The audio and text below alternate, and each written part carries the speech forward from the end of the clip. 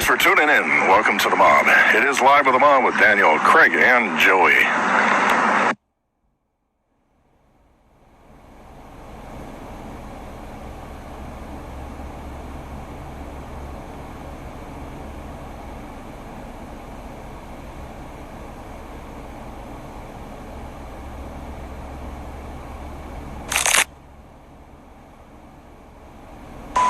All right, we are back. We are live in The Mob this week.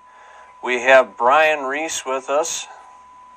How are you doing this week, Brian? What's up, guys? Not a whole lot. It's another day in paradise, I can tell you that much. Thanks for having me. Well, We're good. a lot of excitement going on in these voices right now. Let's get this pumped glad up. to have you. Glad to have you there. I'm here. Yeehaw! We're all here. Hey, baby. You know, Bird. Brian, you know, you'll catch on that. Yeah, it'll work. Yeah, so anyways, how's everybody doing this week? Are we enjoying ourselves? We're having a good time? Very good week. I got to put a sweatshirt on to be outside because it's nice and cool. I like that. Oh, sweatshirt? That means snow's coming your way here pretty soon, huh? Right. I don't want to Rained hear on me that. all day.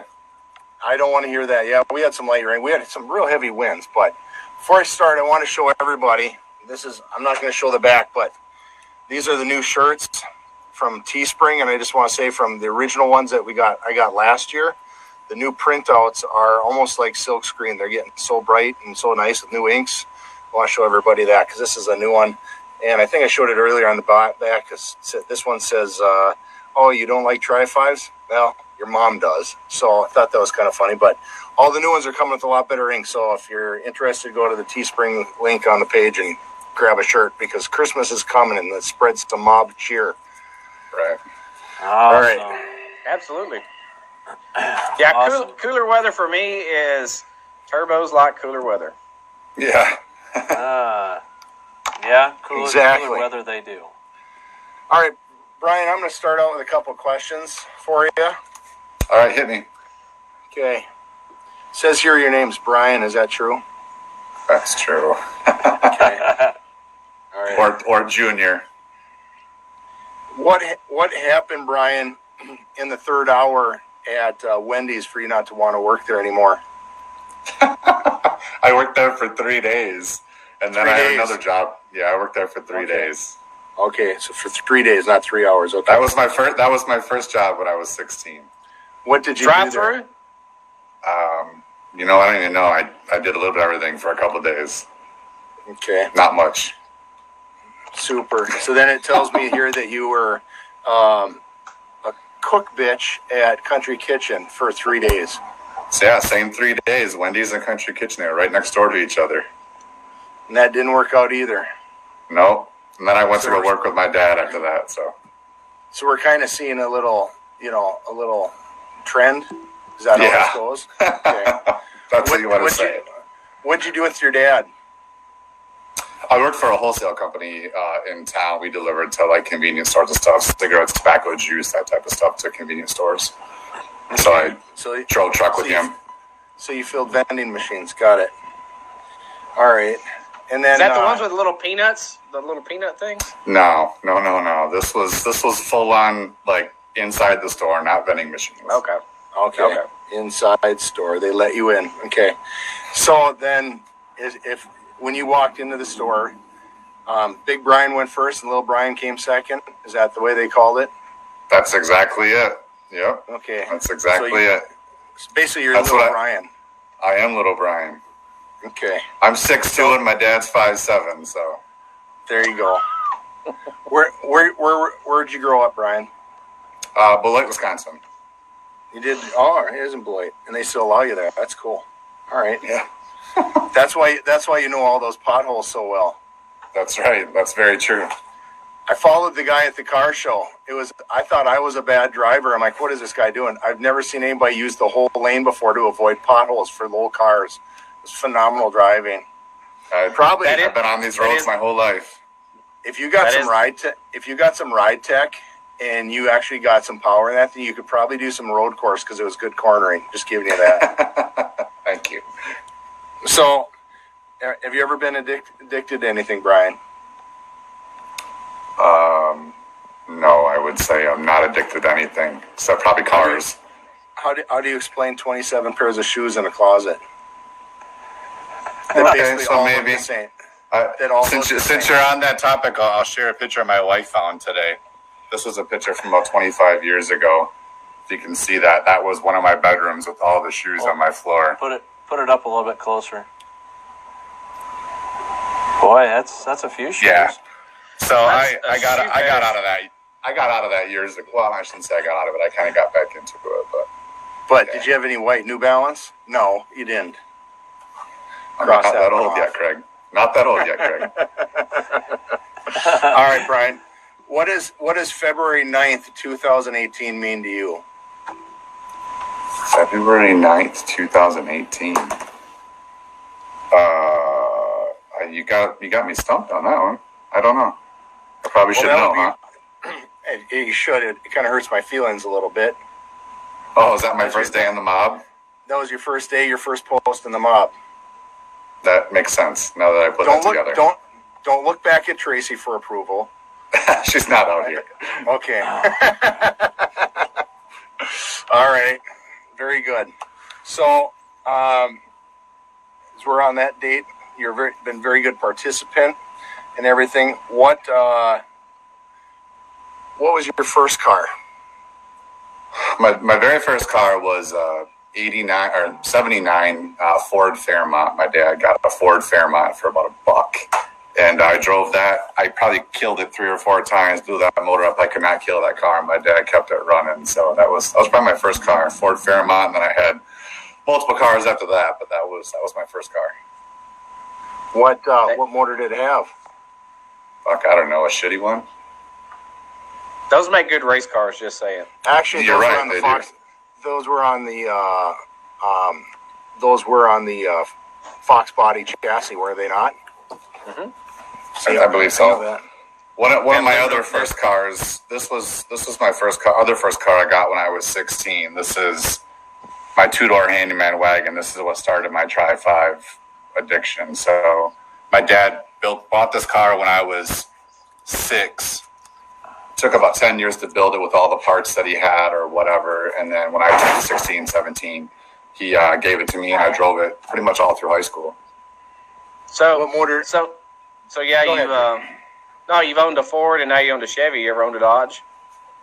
I've owned a couple Dodges. Dodge Durango, and my wife had a Jeep for a while. I don't know what, I probably got any of the Dodges. Neon? Yeah. Oh shit, I did. See that little spoiler up there with the puzzle pieces? Oh, he's got that. So that's that, and I totally forgot about the neon. So yeah, that was my first brand new car.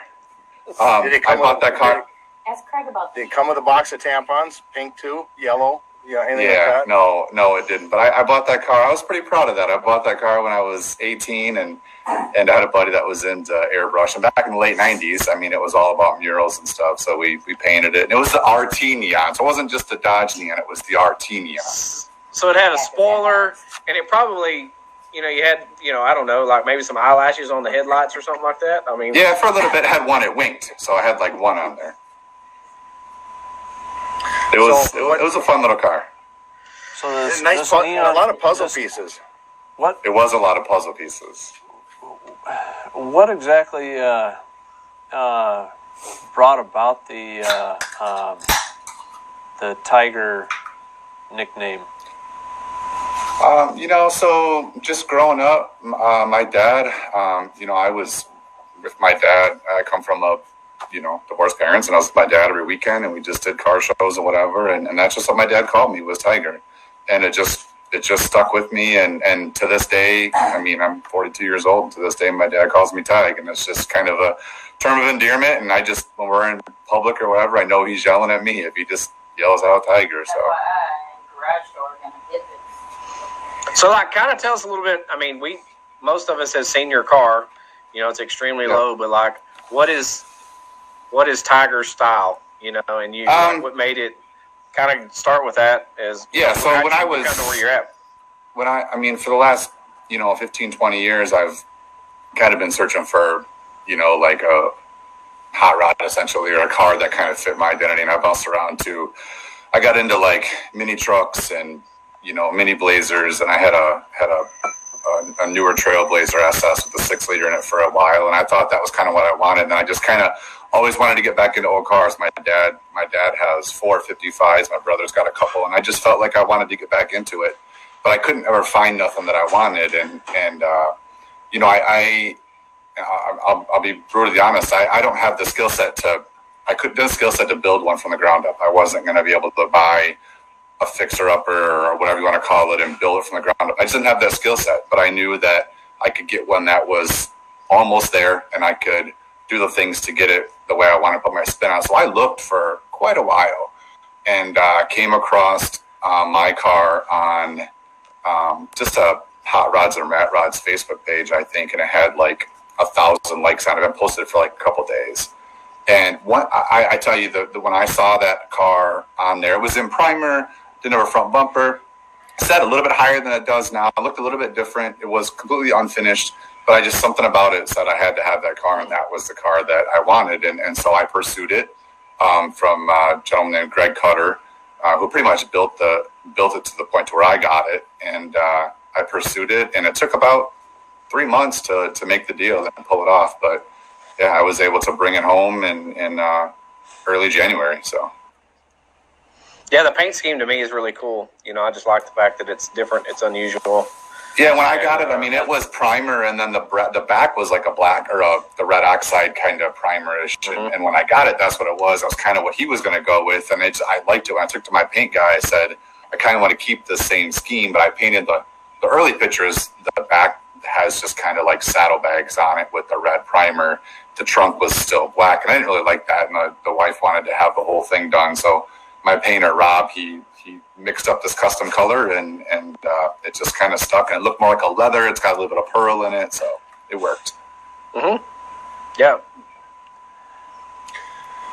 Brian, when you got the car, what was the first thing that you had to start doing to make it yours? What was the first thing you had to do to get it on the road? Well, the first thing I had to do, so when I went and looked at the car, I looked at the car in January. It was cold. It was about 3 o'clock in the morning when I got to Dayton, Ohio. I was on my way home from South Carolina to pick up my daughter who had just graduated boot camp from the Marine Corps. And so we were coming home from South Carolina. I made a road trip, detour to Greg's house. It was about 3 o'clock in the morning. Got there, saw it run, everything worked, started up. When it got to my house, actually when he called me when it was being picked up, the car didn't have any brakes. It had brakes. I looked at it about a week earlier. Didn't have any brakes. So I got it home, and the first thing I had to do was basically tear into the brakes and figure it out. So I ended up putting in, a new master cylinder, new booster, had new calipers in the back, kind of redo the whole brake system. And that was the first thing that I did. There wasn't a whole lot that I could do to it to make it my own. I was still putting glass in it, putting carpet in it, trying to get it running. It wasn't until I got it painted that it kind of started to come into, what I wanted to do with it. Yeah. What is it? I mean, go ahead, Daniel. Now, real quick, I have the picture of the under the hood up right now, and looking, seeing some of the stuff here. Now, did you is your car right now still have no fender wells in it? And yeah, and yep. I see like the brake stuff. That looks all pretty neat and whatnot. Yep. And I see, that air cleaner. I'm curious, is that kind of like a wrap around the air cleaner, or? No, yeah. So the guy that painted my car, Blue Collar Body Works out of Beloit, Wisconsin, they make those custom air cleaners. So it's just kind of like a fence. They call it a fence that's water jetted out, and it's like a screen that goes in between the top and bottom halves of the air cleaner. So they come with like 55, 56, 57 in there. There's all different patterns and designs. That was one of the very first ones they did is what ended up on my car. And then the top of that air cleaner is airbrushed with Cohiba. So I've had that since my car got painted. I put that air cleaner on. That was on my old motor. And what you're seeing is my new motor that just went in this last winter. And I haven't done fender wells because the front end of this car is off of a 70s Chevelle. So when Greg Cutter built it, he stubbed a 70 Chevelle front end on there to kind of get the geometry or whatever. I don't really know. But the inner fender's from a 55 don't fit without some major modifications. And Okay. I just haven't gotten to that point yet. Okay. Cool. Now, What would be some? Oh, go ahead. No, I'm just saying, like, what would be some of the new things, or if any, that you would want to do to the car? Yeah. So what I've always wanted to do is I've wanted to have a full air ride car. Like, that's just what I wanted to have, was air ride. So I got into it, and that was my plan a couple years in, which would be right about now. But as luck would have it, last year I had some motor problems and had to, drop a new heart in it with a new motor and transmission, and that kind of ate up a lot of money. And so I just didn't get there. But, I got to do my interior how I wanted. I did everything on my interior. My wife and I installed my whole interior together. That's exactly how I wanted, how I designed it, how I planned it out. At some time I probably want to do new wheels on it. I still got to finish out a trunk, but there's little things that, will make it mine. I got pinstriping on it, some cool things. But once I get air on it, that really will kind of, put the whole package together. I think I'm probably a couple years away from that, but it'll happen. Well, It sits low. Yeah, it sits really low. Yeah, it does. Now, I'll hit on that here in a little bit. I've got the picture of your interior up right now. Yeah. And I'm looking at that center console. Is that something? Now, we didn't really touch on what you're currently doing for work. Is that something that you were able to build and design at work, or is that something you had somebody else build and design for you, your center console? Kind of a little bit of both. So one day I was combing through Instagram and I found this guy's site, Bare Metal Bomber Seats is where it came from. And the guy makes pretty much custom seats from rat rods, but he made a couple center consoles with these seats. And so I reached out to him and I just kind of threw a design at him. So in my interior, I have Pro Car buckets in the front with the Pro Car bracket that they make to bolt to a Tri-5. And if anybody knows that bracket, in the center that goes over the hump, you have, two little pieces of essentially 1 inch square tube, and they just kind of stand out like a sore thumb. I had a center console that was made out of wood, and it just wasn't really fitting how I wanted it to. And then I put the new trans in, had to do a new shifter, and everything kind of got all messed up. Anyway, I found this guy, and I just kind of sent him a sketch of what I wanted or what I thought was really cool, and designed it all at work. I sent the guy some metal, and he made the whole thing. I didn't make it up, but I designed it, and he had it to me in 4. I actually got it 2 days before I left for Nats. Or was it Nats? I think Nats. I got it 2 days before I left for Nats. Okay. So I made it so it's got 2 little slots on the bottom, and it just sits right on top of the Pro Car bracket that's in there, so it don't shift back and forth, and clears my shifter. It's got a little cubby in the center, cup holders in there because I needed cup holders and stuff. So it looks John? good. So you still get the first gear though, okay in it? No, I didn't. I didn't measure it perfect. I didn't have it all the way in first, and I was measuring. So I can get in there if I take it out, but I don't need to get all the way down there. Right. So No, real that's quick, we had a question here in the mob. John Heavens is asking what molding is on the side of it, and actually, I think that's just a 55 210 molding, correct, on the side? Yeah. Yep. That's it. I just don't have the paint dividers in the back. Yeah. You need a set? I do need a set. Well, I if got a they're really from expensive set. a hard top, they won't fit. Oh, that's right. Yeah, I can't do that. There's a little too much shine on them for that. I can't have shine. I don't have any shine. But yeah, my car is the 210. David Bacon wanted to know whatever happened to the handyman. The handyman is in my dad's driveway. It sat in my dad's barn for the last 25 years. Earlier on, I got into some money problems back in the day, and my dad bought it from me, and it's his car now, and that's kind of weird. He gave it to me, and then I sold it back to him. But it's in his car. It's in his driveway. He is in the process of taking the 348 big block that's in his 2-door sedan. That's going to get pulled out, refreshed, go in the wagon, and then he's going to make the wagon right-hand drive if he can, and he also wants to make it 4-wheel drive. So right-hand drive, 4-wheel drive with 348 big block. That's what he wants to do, so he's going to do it. Dropping it on a square body frame from the 80s is basically what he's going to do. Yeah, something like that. But that's his plans. I mean, he's been tinkering with it for the last couple of years, and he'll get there. He just wants to do it. But it's still alive and well. It's in the family. It's got 57 Chevy rear skins on it. For anybody who didn't see the picture, so it's got 57 Chevy rear quarters, and it's got 55 Pontiac chrome on it. And that car was built with pieces. My dad didn't have a lot growing up, and I didn't have a lot growing up, and so my dad built that car with whatever pieces he had from other Tri-5s and stuff that he had in his garage, and had a 283 in it. You know, it wasn't much.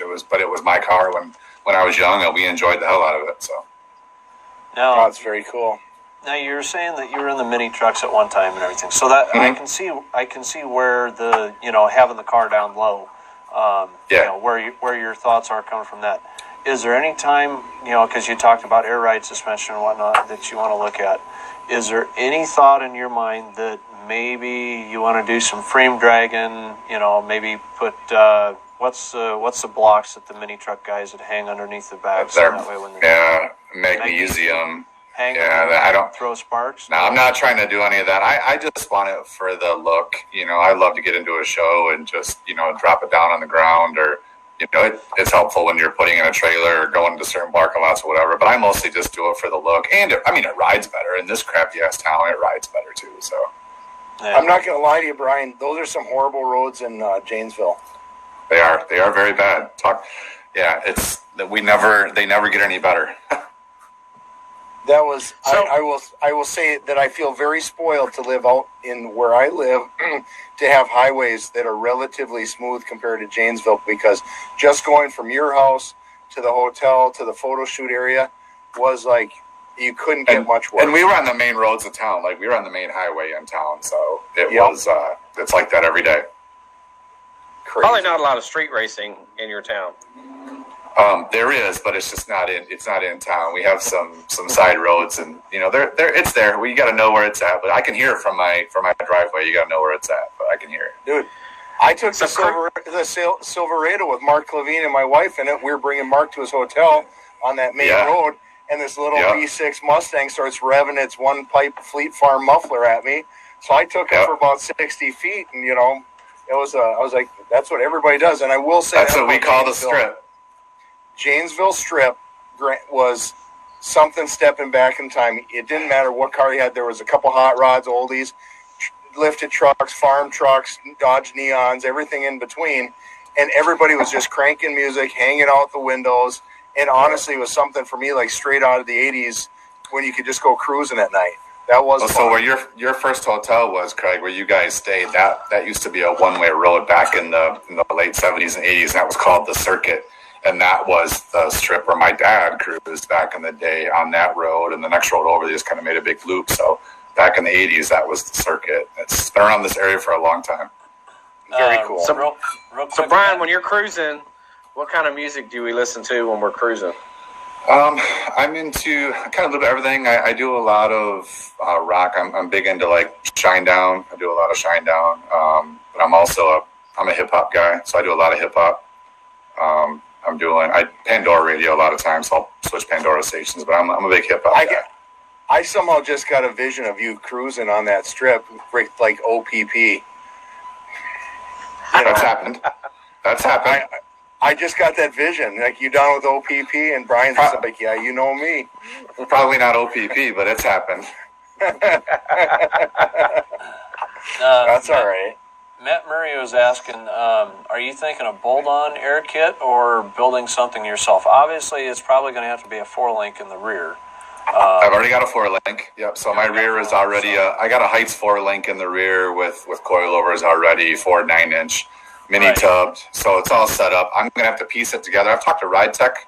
I talked to them at Nationals a couple years ago. So I'm going to do a 2-piece, one that will bolt right in with the 55 in the rear, but the front is going to have to be a little bit different because it's not a Tri-5 front. But I could piece that together with bags and lines and everything else. So it shouldn't be. I might just piece it together because it'll probably be easier to do rather than just a bolt-in thing. I mean, 4 bags, couple of compressors, and a tank and some lines. It's relatively simple. Right. I might actually be able to do that on my own. So Joe Miller's got a question. How many have you ever had people come up to you, or how many times have people come up to you and tell you you've ruined that car? All the time. I probably have a couple at every show. But everybody's taste is different. But I have a couple every show that's like, why would you want it so low? Or, nobody likes the satin paint. Like, how can you clean it? Why wouldn't you put gloss on it? Like, I get it. But to each their own. But yeah, I have had that at a couple shows, believe it or not. Looking at the car, the satin paint, and I would assume you either had a satin clear put on it or something put on it, so it's protected. In my paint, I put a satin clear. That emulates, what you want to see in a car. And actually, I'm going to kind of lead into here. How did the car get its name? What does its name represent? And for those, if those who are watching on YouTube, you better pay attention to this part, because those watching on YouTube, I'm going to throw out a free shirt for the first person that has watched this far and comments with an email address. I will get in touch with you and send a free shirt if you can tell me what the name of Brian Reece's car is and what it represents. So Brian, tell us, what is the car name? What does it represent? And is that part of why did it get its name because of partly to do with the flat color and whatnot that kind of reminds you? Yeah, so yes and no. Part of it, it kind of came from two parts. So I touched a little bit ago when I went to look at the car in January of 2018. My oldest daughter had just graduated from the Marine Corps boot camp, and we were on our way home from South Carolina. And when I was showing her pictures of the car we were going to look at, so once we went and looked at it, blah, blah, blah, once I decided that I was going to make it a thing. So in my family, we always have named our cars. My dad's got a purple two-door sedan named Brienne. He's got a baby blue four-door named Belle. My brother's, got his car. My grandpa's got his 57 named Rosie. So we all have names for our cars. And as we're talking to my oldest daughter, she said, you should name it Cohiba. And for anybody who doesn't understand Cohiba, so about a year or two prior to that, I had started dabbling in cigars. My old job that I worked with, I worked in purchasing and supply chain. So I did a lot of golf outings, a lot of traveling. I was on a business functions, and some guys got me hooked on it. Not hooked on it, but got me, working in it when I was on the golf course and stuff. And I really liked it and I enjoyed it. And so it's kind of another hobby of mine. I started dabbling in cigars more and more and more. And I had just gotten back from the Dominican. And Cohiba was like that one word that everybody associates cigars with, if you're an aficionado and you know about it. So I kind of did it, and then it fit the color scheme. And once I did that, I knew that I had to keep the same color scheme because it kind of fit. So I'm actually smoking my last Cohiba right now. So it kind of fit with the color scheme of Cohiba and the cigar brand and whatever. And so it gave me a persona, for lack of a better term. So I could roll into car shows smoking. I could leave car shows smoking. I always sat in a chair.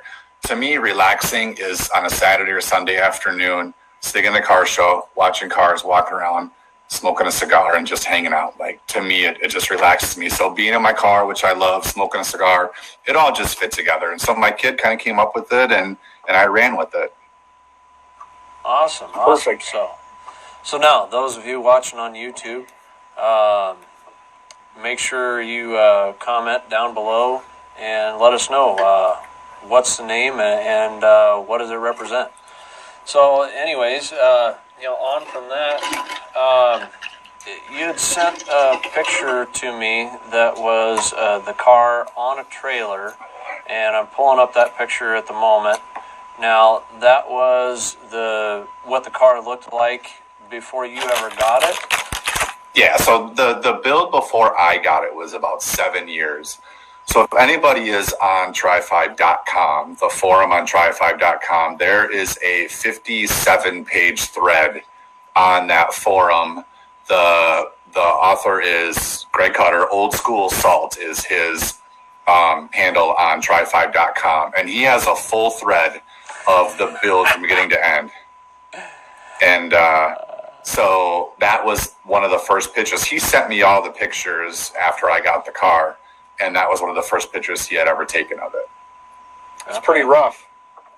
Yeah, it was. Well, and they all got to start somewhere.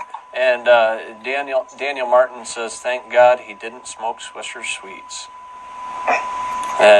Yeah, Frank, I did dabble in those. I did dabble in those wood tips years ago when I was working with my dad, delivering those convenience stores. Driving in the truck, I would smoke a Swisher Sweet, but I knew nothing about them then. Didn't know what cigars were about. That was just kind of something to keep myself entertained while I was driving. Yeah, Frank Von Tempo said, "Ha ha, Tijuana Smalls." Nice. No, very cool. What, Brian? Do you remember the first time you and I ever talked? I do. I was actually waiting for my daughter to get out of swim practice, and I was in the parking lot, and you called me.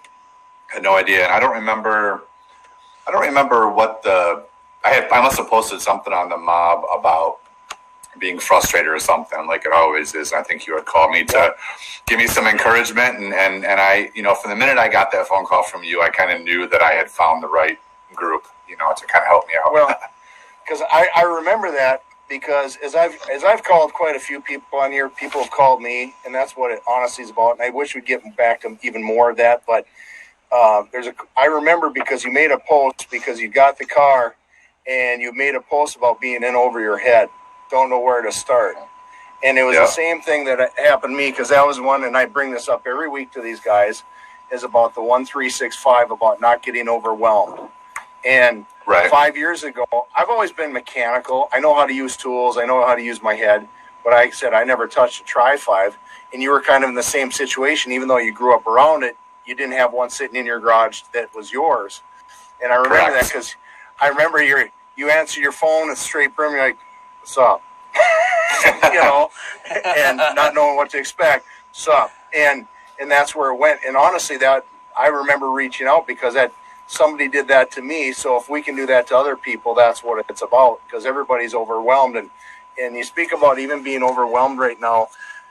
It's like Daniel Rogers' house basically almost burned down, and the guy is chipper about it, showing videos, laughing, and looking to the bright side. And if anybody needs chipping, I'm like, we should call him, see how he's doing. He posts up how well he's doing, and he's keeping up. He's working out right now, losing weight. He's been doing a tremendous job, so I've been on the phone with him doing that. And it's like, that's honestly what this is all about. And I remember that first phone call, because you were at the end of the phone call, there was a calmness, like, all right, cool, you got this. And I don't know everything. I still ask for help, I mean, I called Curry Enterprises this week because I'm still going ADHD about my rear end noise. And so I wanted to call them because I know my rear end's going to get rebuilt. And so I called them saying, "Hey, I bought this 9-inch from you a few years ago." No, I didn't. But, I wanted to play that I did, and it's making noise, but I get answers, Yeah, to your point on that, Craig, I guess some people probably won't admit it, but when I got my car, I've always said that I kicked myself in the ass because I didn't pay attention to my dad more with stuff he was doing in the garage when I was growing up. I got the tools and did his stuff, but I was too concerned about other things. I didn't pay attention enough. And, I got my car, and like I said before, I'm not a builder. I could never build a car from the ground up. Maybe I could. I don't know. But I knew that I could. And I learned a long time ago, like, if you don't know how to do something, leave it to somebody who does, so you don't really screw it up, or for safety reasons or whatever. But I am not afraid. The biggest thing that my dad always taught me is somebody else put it together. I can take it apart and put it back together myself. Now, so that's what I'm learning. Have there been times where what my grandfather or my uncle told my dad, which was take it apart, and when you get stuck, then call me? Has there been times where we've all ran into that? Yeah. That's what it is. To that point, I mean, there's been a lot of stuff that I didn't know how to do, but it might seem small, but I put in all the glass on my own, right? So I never done that before. I never taken this stuff apart. So I put it on my wife and I put the glass in, we put the interior in. So I'm learning. I'm not afraid to dive into it, but when it comes to certain things, I just know I lack confidence, and I've said that over and over again. I lack confidence of knowing what to do. So recently, I uncovered probably a transmission problem. I'm not really sure what was going on. I thought my tranny was bad, But there was just some adjustment that needed to go on, and I tore into it on my own. I put it up on jack stands, and with the local transmission shop, they kind of gave me some guidance, and I figured it out, and I think I fixed it. So I was pretty proud of myself after that. But there's things that I've done and that I can do. But, I just, thankfully for the mob, I mean, I've learned that I'm okay to ask the dumb question, because nobody has ever made me feel, like it's a dumb question, right? I think most of us, we all have to learn something somewhere. We don't know everything. The only dumb question is the one that you never ask. That's right. So I get those. I go to the car shows and people want to say, "Did you build it or whatever?" I said, "I'm rebuilding it. I bought it, but I'm rebuilding it to make it, my own. I haven't built the whole thing from the ground up. I'm not a welder. I didn't do the fab work, but I'm rebuilding the car for what me and my family want." Absolutely. But you look like a fabber. You look like a fabber. I am not a fabricator. I'll tell you that much. I can't do nothing. But you've got the look that says you stand by your car and keep your mouth shut. People can assume whatever, Well, exactly. I mean, whatever they want to think. No, but and that's the thing. Like, even I find on Instagram, as I post something, I have people that reach out to me with questions, and sometimes I can answer because of what I've gone through or what I've learned from everybody here on the mob. But it's not. Yeah. I'm baffled because people ask me about engine combos, and let me get this straight: I didn't build my motor. I know how to put things together. I don't know how to, and Joey knows this. I've told him it's above my pay grade. I don't know which pistons to choose with which head or which cam does what. I don't know that stuff. I've never had to. So, that's above me. And people ask me questions because I have an Instagram page. I find that a little odd, So it's one of those things. Well, and it's kind of, a lot of times you'll find, people, whether it's, in a Facebook group or on Instagram, a lot of times they're looking to find out what combo you have because they think it looks neat and they want to recreate it for themselves. So, yeah. Well, and right now I posted a picture, and I know Brian remembers this, the kid at Back to the 50s who's got a little bit of handicap issues with his 4-door 55, follows me on Instagram. And, his name is Mike Schmidt, and I didn't know his age or anything. And he messaged me, says, "Hey, I'm at Back to the 50s. So where are you at? I said, well, and he tells me where he's at. I said, I'm over here. He goes, I can't get that far. I didn't know he was basically in a wheelchair using crutches and stuff at the time.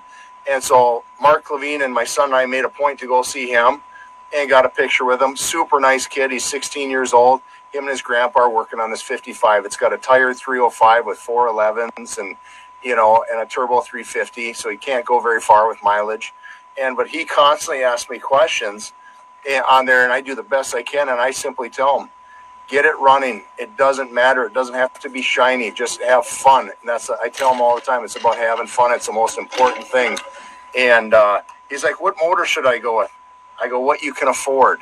That's all, I just tell him what you can afford, and he's getting better. He's got 2 more surgeries to go. He was in a severe car accident about 5 or 6 years ago or something, so he's got a lot of lingering issues. But super nice kid, super nice guy, and he's like, I love the mob, and he follows Instagram and watches all the photos, and he asks me questions, and he goes, what transmission should I go with?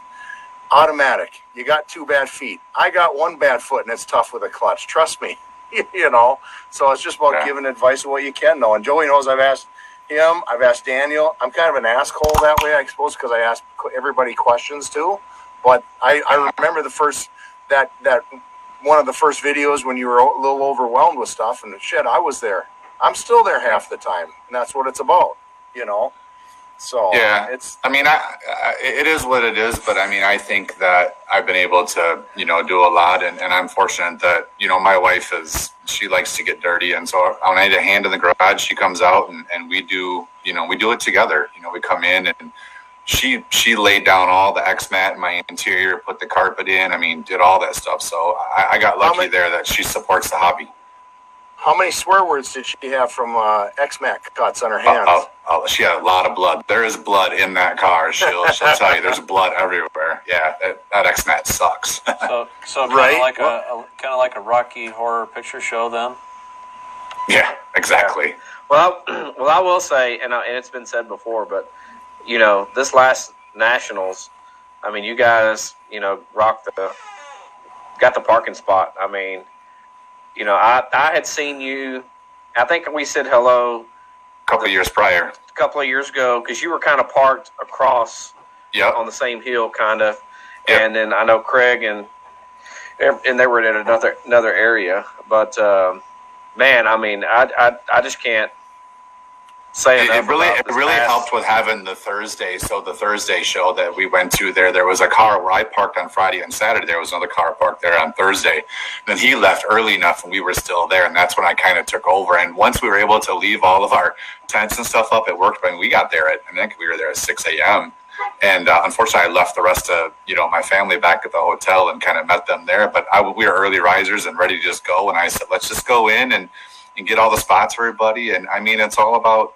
I mean, I go to car shows and it's all about the spot. I mean, I love to have. I don't like to be in the back. I don't like to be with all. I like to have a spot where like you're walking through and somebody catches your car to the corner of the eye or something. So that was what it was about.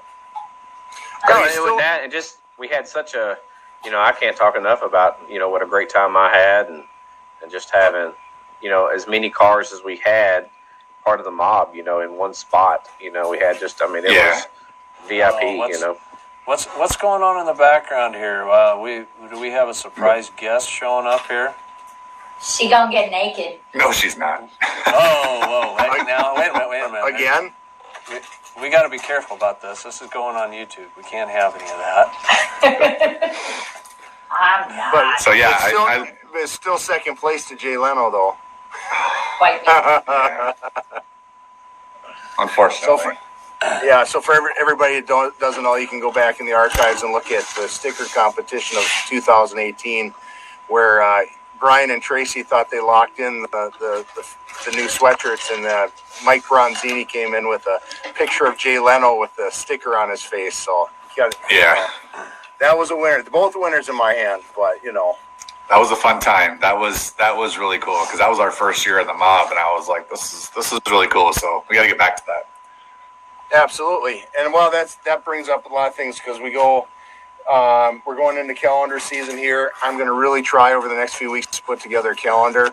And I'm not going to ask for too many photos because we've got a lot of photos on the page to use over the last 2 years. But it's got to be people that are active. If I see nice photos of people that haven't been active, I'm not going to put them on. It's just simply people that are doing it. And it's not about my car. It's not about any one car. It's just about the right content. And it's not even about the car. It's about the builder photos, Right. Even like I know I got it sent today. I did send it to Dan. I don't know if you had time to upload, but the one of when you're pulling your motor last year, and you got Marty helping you pulling out the mob banners behind. That to me is a calendar picture, right? Yeah, that was really fun. That's what it's about, is the fun stuff. So who knows? What do you think, Brian? Not even necessarily car or anything. Just being part of the group and being around here, what do you think is the biggest thing that you could take that you've either learned or appreciated?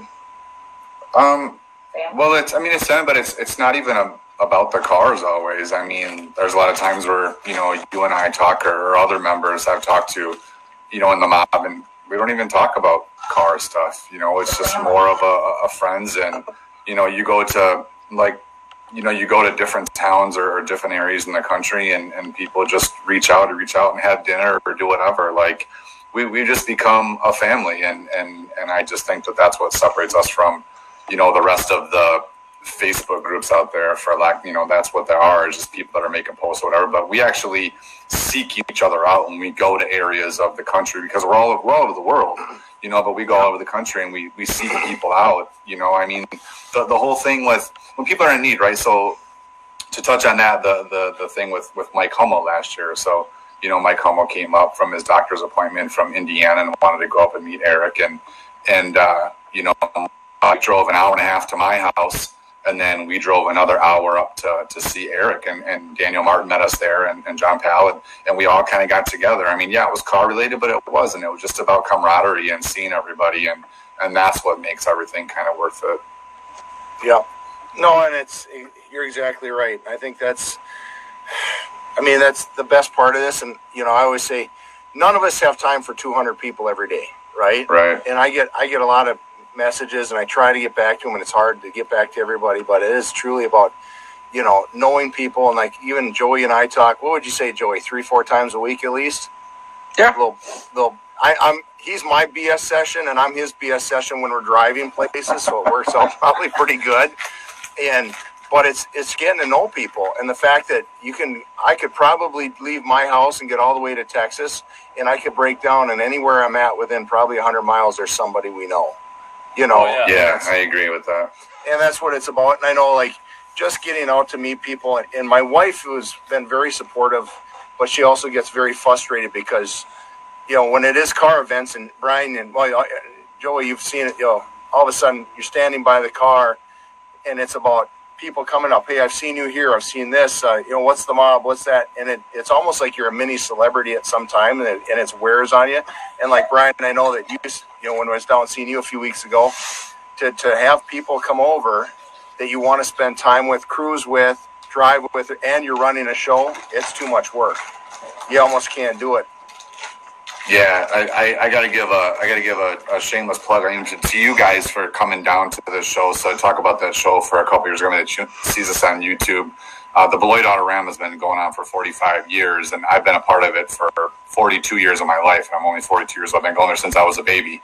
And this show brings over 1,200 show cars in one day. And my dad's been a part of a club called the Blue Ribbon Classic Chevy Club. So it started out as a Tri-5 club, 5, 6, 7 Chevys. They've been going strong for over 40 years. They got about 20 members, but they still have like the same 5 core members that started this club years ago, and they put this show on with the help of the Lions International Club and some other people. But, I think that says what the mob is about. I mean, last year, without a car, I came up to, Richard Owen's show up in your area with Eric and some others, and then you decided to come down here this year with Mark Levine, and you got to meet Chad Buzzo and all that. But like that's what we do. But the Beloit Autorama, I'm so busy, but people know me there. But even you were there, and people see the mob, and they see us from Instagram or whatever, and they want to come up and talk. And I mean that's what makes it cool. I get people all the time like, "What's the mob stickers? How do I get one of those? Or what is it?" So I have to explain it. But I mean, it's just if you don't know, you don't know. I mean. Right. Well, and the thing about Beloit is, so I was going there, and obviously I called Mark, said, hey, come on down. I know John Pell, Dan Martin, and Feckler, they had some shows up by them, and I wanted to meet Chad Buzzo, who was awesome, liked his car. He was, and all that. And then at the end, all of a sudden, here's Mike Nolan, who joined the mob when we were at Nationals, and he rolls up, because you don't even think that, oh, God, we were close to him. We should have called and made arrangements to see him more, right? Right. And so we just always got to be aware, and I think we all do this, and we're all guilty of it. You forget, put up a post, hey, this is the car show I'm heading at. Anybody heading this direction and whatnot, that's what it's about. Yeah. So no, exactly. And I've been my wife knows this ever since we got together. Like, I love doing car shows. I don't care, what it is, but like, I enjoy sitting at a car show. I'll go wherever I can and just sit at a show. And that's, that's the fun of what we do. You get to cruise, and it makes it even more fun now that you have a car that people actually come and look at. That makes it even cooler. Say, Daniel. Yeah. Just so you know, my Bluetooth quit on me, so I'm going to try to work my mute button so you don't get any feedback. Okay. Let me know if it goes bad. I'll dip out. No, you're not leaving. Then I got a blank hole up here to fill. Well, at least this week I've got my dog in here, and I've got the door open so she doesn't pull the banner down when she's mad, and I won't let her out the door. So that's all right. Yeah. All right. Well, let's see here. I don't know really what else I want to ask you about, because there's some things that I wanted to ask you, and now I can't remember all I wanted to ask. Brian, what's on the agenda for winter on the car? Is it just going to park till spring, or are you gonna try to do something over the winter?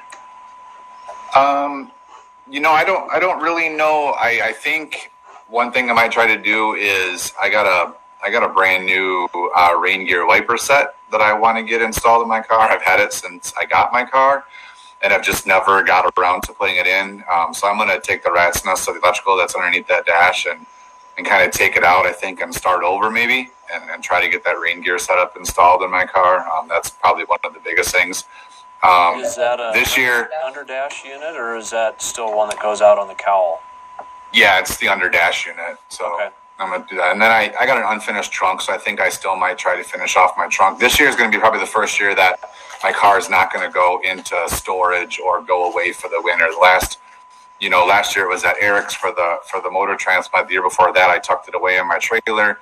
And the year before that, it was at Eric's again. So I'm going to keep it in my garage, I think, this winter and maybe actually, tinker on it on my own and do some things here. So what, are we going to do the trunk? You still thinking about the textured trunk? Yeah, I think that's what I want to do.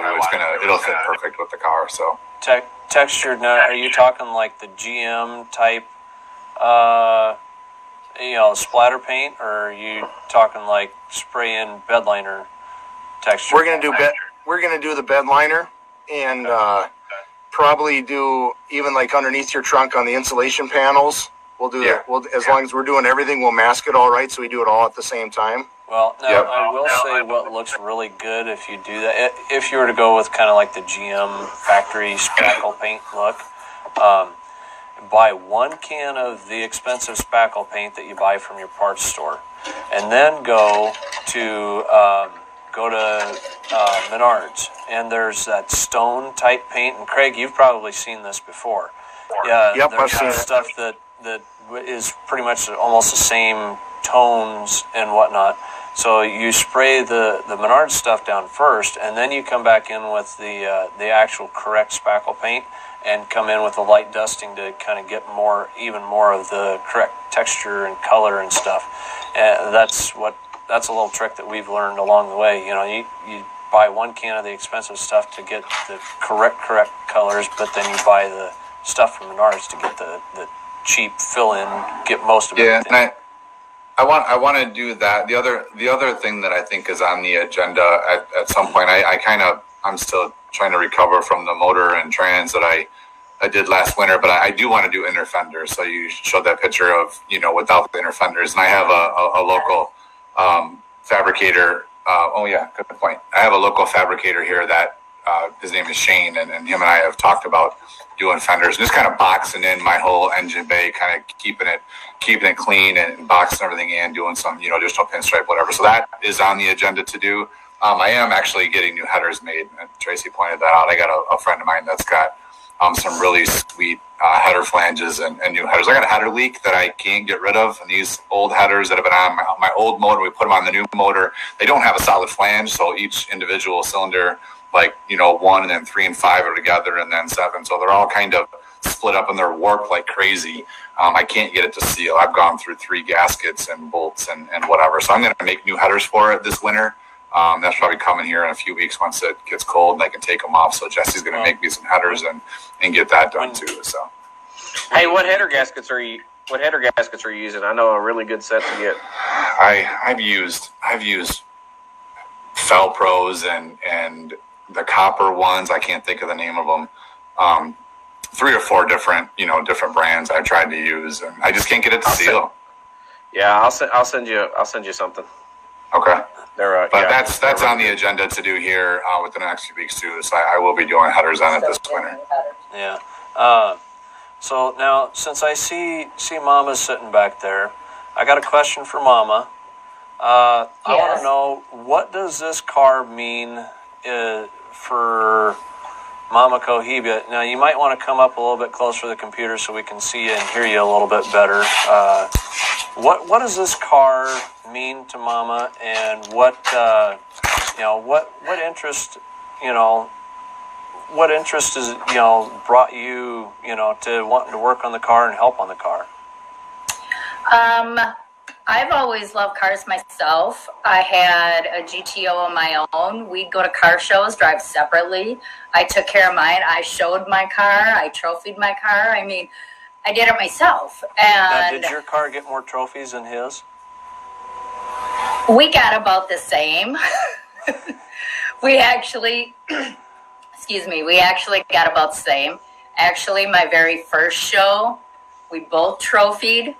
I got a picture of both of us. At Partyville, big ass trophy. Very first show, so excited. But I've always loved cars. We go to car shows, and I love just sitting there and chilling just as much as he does, and go around and look at cars and I point out stuff and I'm like, we should do this to the car. And he's like, no, how about we do this? And I'm like, that's cool, but how about this? And I mean, it's not just his, it's our family thing. And with all the work that it needed, I have no problem getting just as dirty and greasy. And this car has a lot of blood, sweat, and tears. And I mean actual blood, actual tears. Lots of blood. Yeah. But, I mean, it is what it is. I've seen that blood. I called you when you were putting the X-Mat in, and you had blood everywhere. Yeah, I had it running down my arm, and he's like, go in the house, clean it up, bandage it. And I'm like, nope, screw that. Electrical tape and wrapped it on. Oh, no. Yeah. The black Gorilla duct tape wrapped up half my hand and my arm, and I was mad and determined, and I was getting it done. And he's like, I can help. And I'm like, go away. I got it. But it's not just his. I mean, it's a part of it. Our daughters, both of them have worked on it. Well, the oldest one, not so much being gone, but the youngest one, she comes out here. She helps Dad too. You know, it's a family thing, and we all love cars. Our oldest went into mechanics. One of the things I remember a little bit at the Nationals, Tracy, you seem to like racing more than a little bit, don't you? Do you see, like, maybe y'all could build a race car for her, Brian? I mean, or, you know. She kind of seems like... I can't afford that insurance. Hey, my GTO was faster than his Trailblazer. I beat him. He went out the following week, went and cammed it just so that it would be faster than me. All right, it's time for you to go in the house.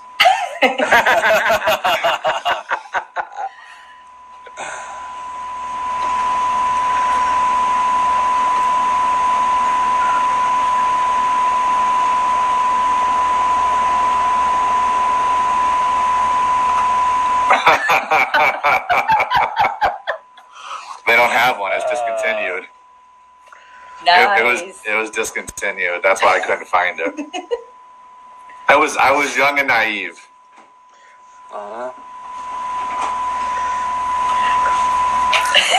don't know if that came as a muffler bearing, but I remember I had a Suzuki Samurai, that another car that I could not kill, but I was probably 16 and I pulled that thing in the driveway and it was knocking bad, and I didn't even pay attention to the oil light that was on the dash. It didn't need oil, it was out of oil.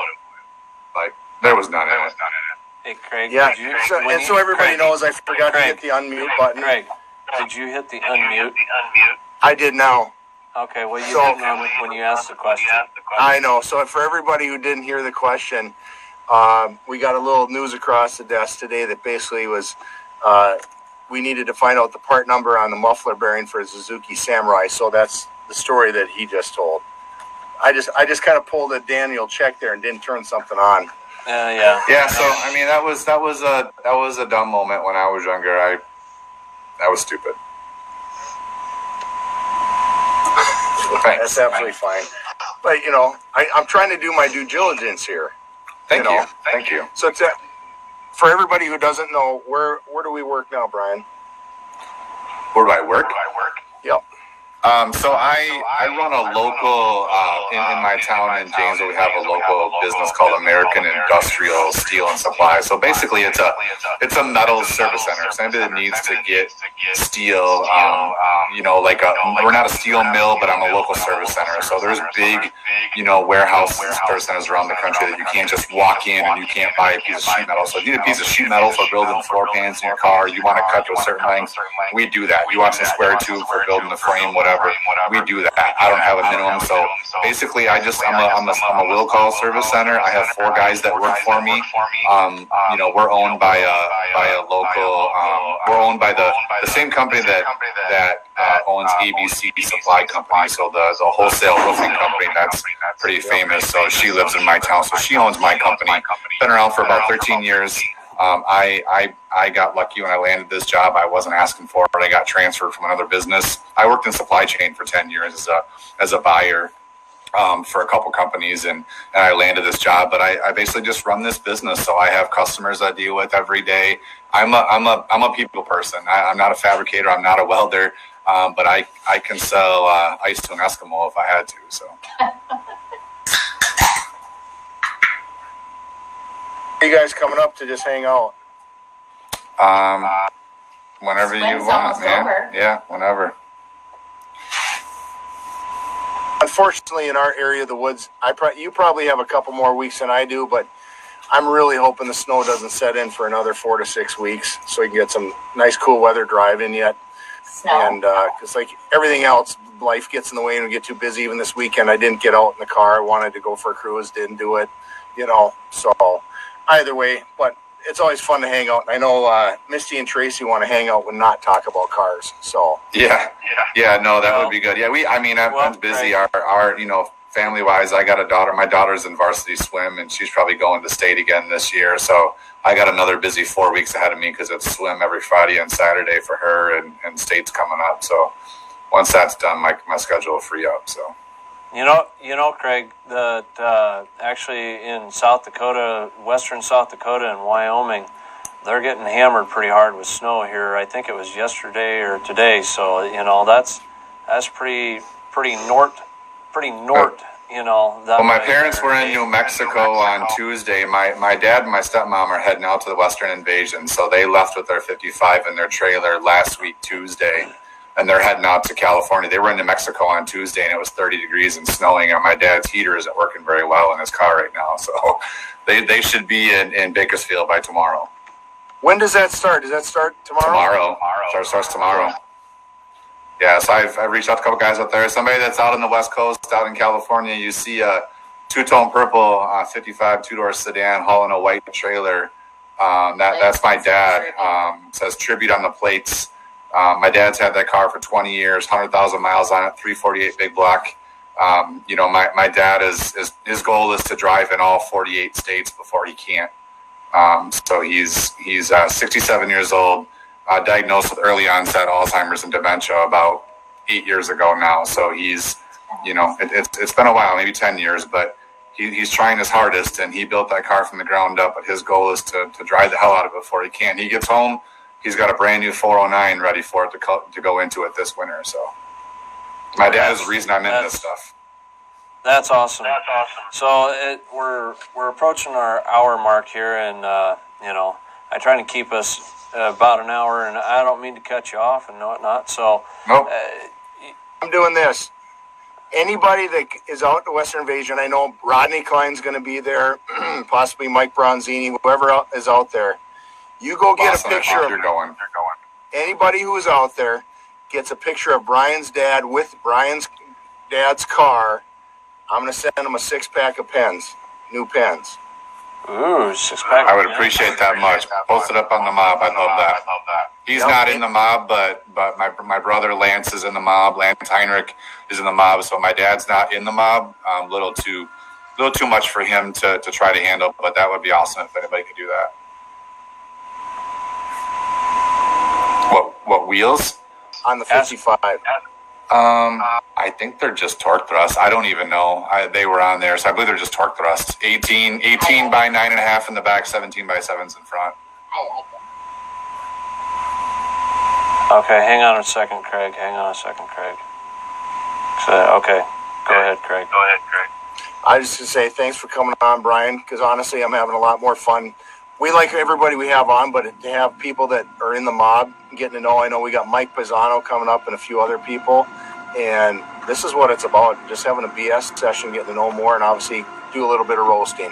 So Thanks for having me on. Anybody that I try to keep up. I gotta check out my Instagram page, Cohiba 55 underscore 55. I try to post all the build pics from the car, not my pics necessarily, but all the pics through the process of the car being built and shows and stuff. And if anybody wants to know more about the car and the history, you can scroll through there and see a bunch of pictures that I put up over the last year. So I try to keep up on there too. So.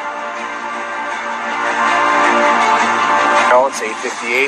Perfect shoe for the aging hot rodder. Say that again. The today's show with Brian Reece. Can we see him? by New Balance, white, 858, the perfect shoe for the aging hot rodder. You gotta show them. Flat brim, the flat brim mafia. The other way. And Cohiba. There you go. Cohiba. All right, well, hey, dude, man, it was really good to, ultimately to, talk on this show, on this podcast, but it was good hanging out with you guys, at the Nats, and, look forward to next year doing the same thing, and likewise, it's a cool car, and you are cool people, and, looking forward to, seeing y'all again. I'm actually going to try to do, back to the 50s next year. That'd be awesome. That would be killer. So that's kind of on my radar, and as well as on that. So I think you'll love 50s come up here. So David Bacon says that we drive too fast because I drive 85 every day. So I'm sure Gold Digger will keep up with us. As long as the roads aren't wet, you'll keep up. Yeah. All right. Well, I want to thank everybody for joining and watching tonight. I want to thank Craig and Joey, my co-hosts, and I want to thank Brian as well. That'll do it for this week. I appreciate everybody, and have a good night. Thank you. Peace out. Peace. Hey, so did we get 40? Is there going to be a Gold Digger shirt going out? We didn't get 40 tonight, unfortunately. We didn't get 40. Really? We hit 33 there for a minute, though. Well, I suppose it's only in the mouth right now, isn't it? Do you know how to go live on YouTube, Daniel? Can you not go live on YouTube? Yes, I do. I just,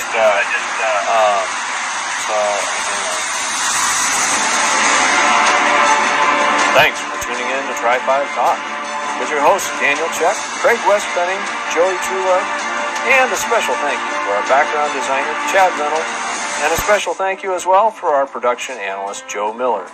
Thank you for watching, and we will catch you next time.